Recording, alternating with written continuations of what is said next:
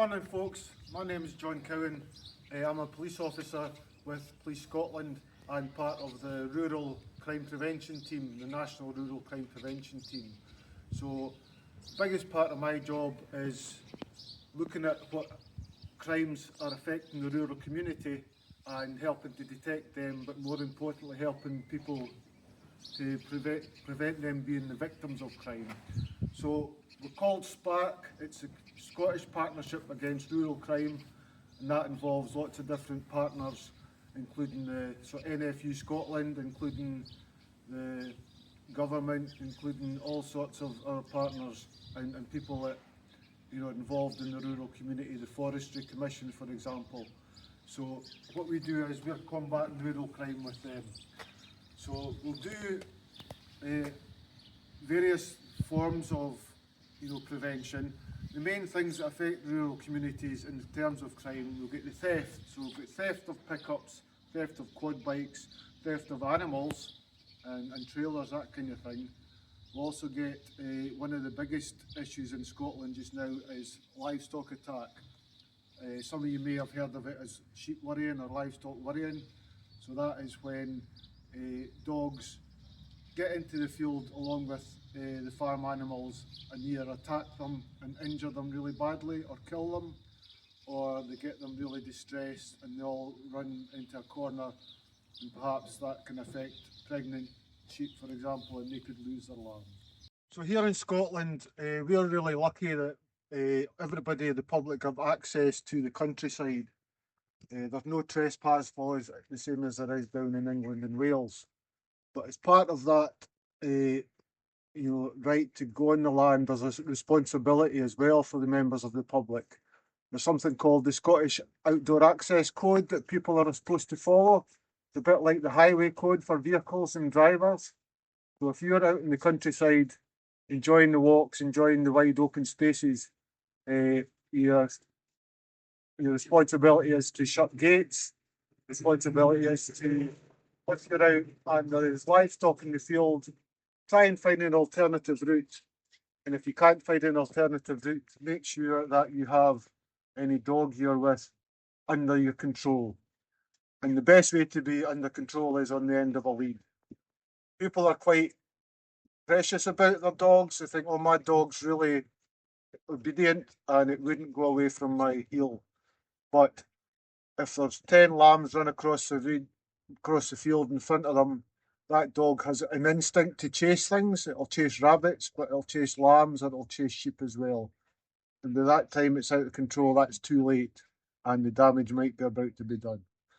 So where there are vulnerable animals on the farm, we'd encourage farmers to put up signs warning people that there's animals in the field, particularly at different times of year. There's also signs that we can have welcome dog owners but under control, and actually gives a space to put dates on. So if that's particular to lambing time, so from say the 1st of March until the 31st of May, please avoid this field if you can because of the lambing sheep.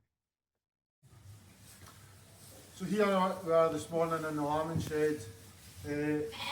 These ladies here, they're all due to have lambs in the next week or so. They're nice and safe in here, protected from the weather, protected from, for example, stray dogs or dogs that are not under control. So these are North Country Cheviot sheep, and all these ones here, they're going to have twin lambs hopefully in the next week or so. So we're looking forward to that. If these were still in the field and they were near to a footpath and there was a dog off lead and out of control, went to start and chase these. If they were running fast and getting really distressed and out of breath, there is a danger that they could lose their lambs, they could abort their lambs, and that would obviously be very distressing for them, very distressing for us, and it would have quite a big financial cost because we've lost the lambs that would be sold later in the year. Okay. So this is my sheepdog, Pip. Not a police dog, she's just a sheepdog. Just a very important part of the team. But at this time of year, because of the pregnant sheep, she'll be on a lead unless we're moving sheep and she's really under control. So she needs exercise every day, just like everybody's dog. So I'm off to take her a wee walk, but on the lead, just to be safe around the livestock.